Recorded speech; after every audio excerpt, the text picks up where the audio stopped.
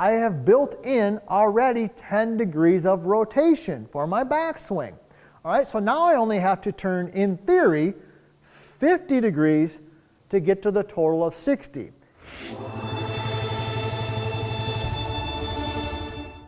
Today we're talking about how to increase the rotation in your golf swing, which is going to improve your consistency, improve your accuracy, and help you add some club head speed to all of your shots. I'm PGA teaching professional Todd Kolb, Director of Instruction for US Golf TV and the Sanford Power Golf Academy.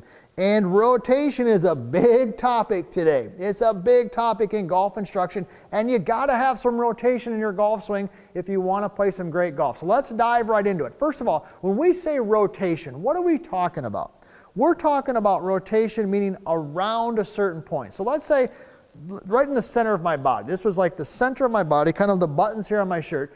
When I turn and I rotate, this is what we mean by rotation. So in the golf swing we have rotation, we have side to side, and we have up and down. Those are the three types of movement we have in the golf swing.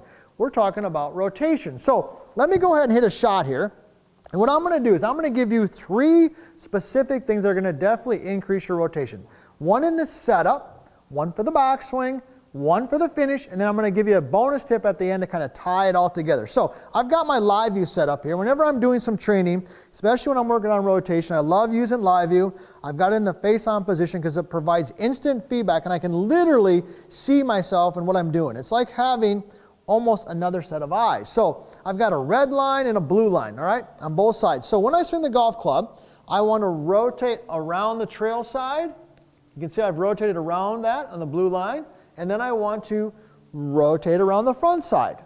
See how I've done that with the red line. So how do we do that? Well, setup. First of all, in the setup, you want to take your feet and you want to flare your toes slightly. So if I'm set up right here and I take my toes, I got my feet just kind of close together, strictly from a demonstration standpoint. If my toes are straight, let's say at a 0-degree angle, all right?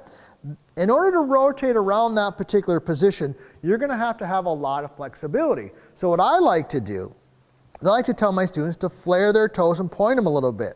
Now how much?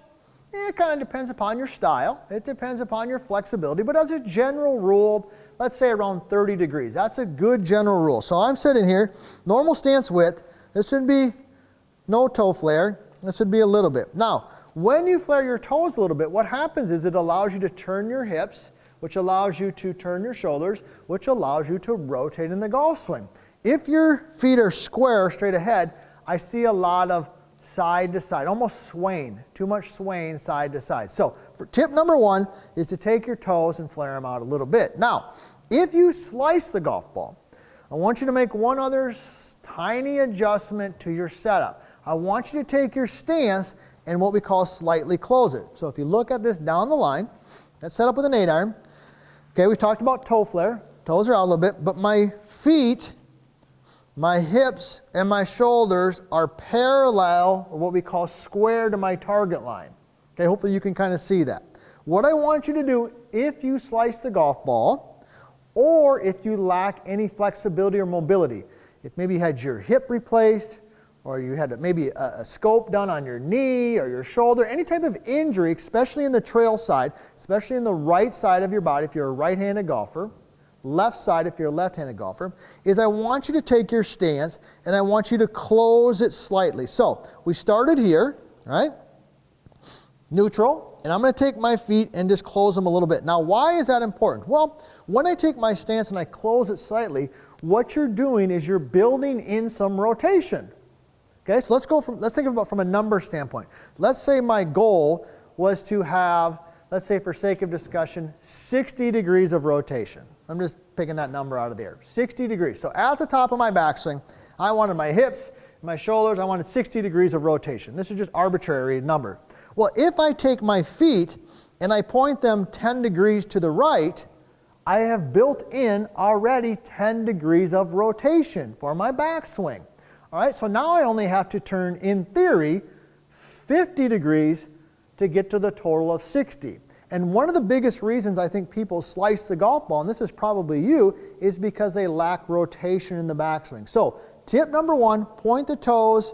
If you slice it, just actually close the stance a little bit, and that will definitely help you. Now, tip number 2, we'll talk about the forward swing. And if you haven't already, be sure to subscribe to our channel. Do me a favor, tell somebody else about US Golf TV. All right, ring the bell. We're putting out great content. I mean, we've got videos well over 1 million views. We get comments and stuff every single day. I love reading them, and I'm telling you, I do my best to respond to almost all of them. We love hearing from you. And if you want some unique information that you've never seen before, check out our website at usgolftv.com.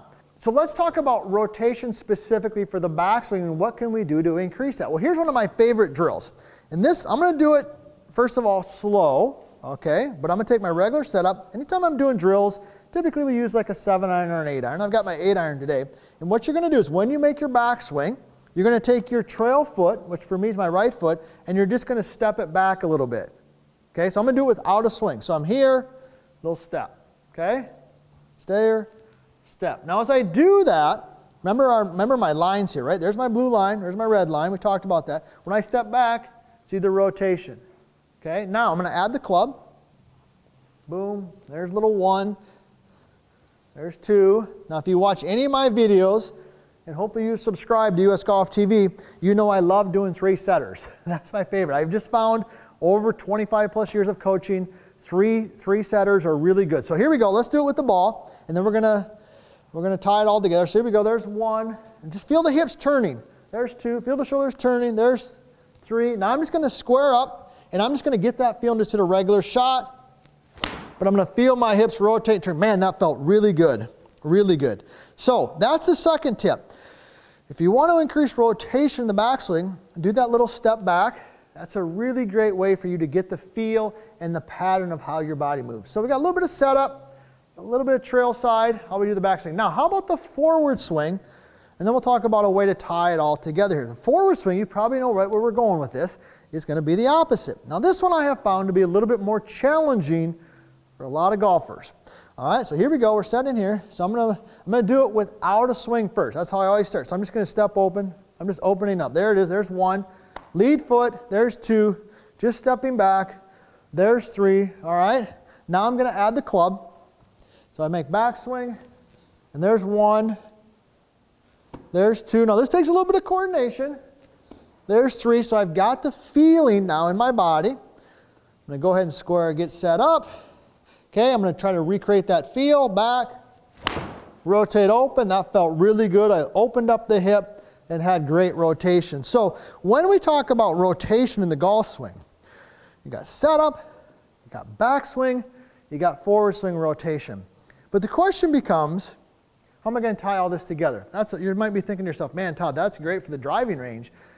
That's a lot of things to think about. So here's something simple that you can do when you head to the golf course. When you finish your golf swing, all I want you to do, I'll do it from face on here first. All I want you to do is just make sure that your knees are touching and your trail foot, you're up on your right toe. This is an old classic tip. It has been around for ages, probably hundreds of years.